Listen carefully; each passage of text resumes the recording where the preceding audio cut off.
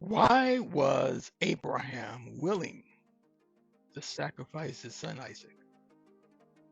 I'm sure there are many thoughts on that subject, but let me share my thoughts next on higher learning.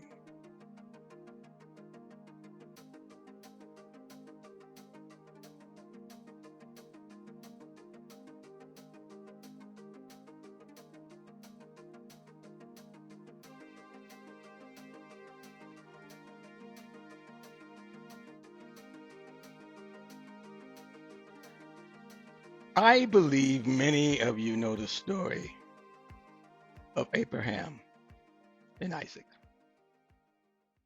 The Bible reminds us in Genesis chapter 22 that God tested Abraham. He said to Abraham, "Take your son, your only son, whom you love, Isaac, and go to the region of Moriah. Sacrifice him there as a burnt offering on a mountain I will show you." So early the next morning, Abraham got up, he loaded his donkey, he took his two servants and his son. He had cut enough wood for the burnt offering, and he set out for the place that God told him about.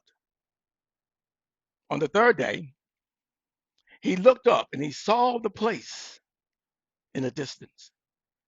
And he said to his servant, "Stay here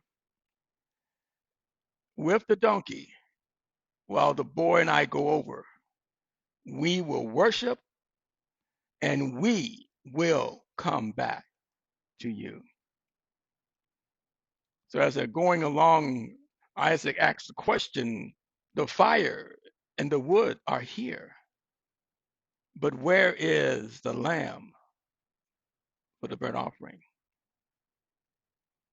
Abraham said to his son, "God himself will provide the lamb for the burnt offering." And the two went on together. When they reached the place that God had told them about, Abraham built the altar. He arranged the wood on it.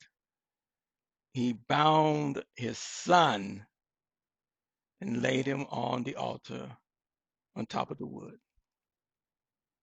Then he reached out and took the knife to slay his son.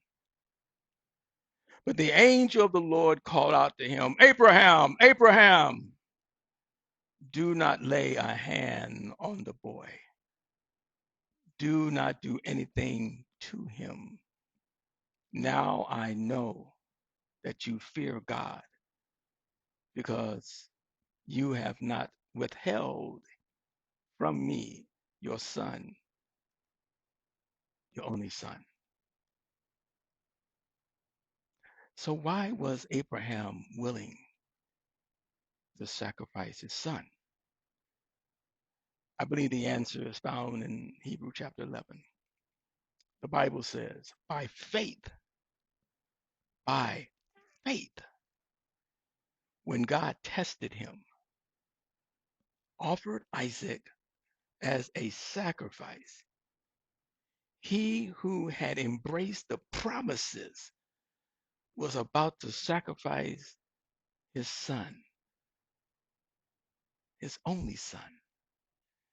Even though God told him it is through Isaac that your offsprings will be reckoned.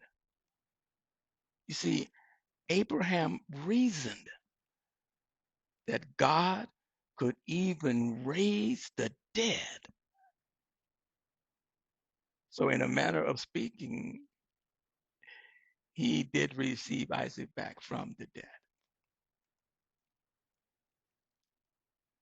He believed in God's promises.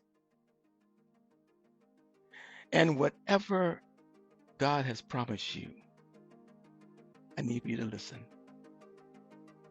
As you read the scriptures, take the time this week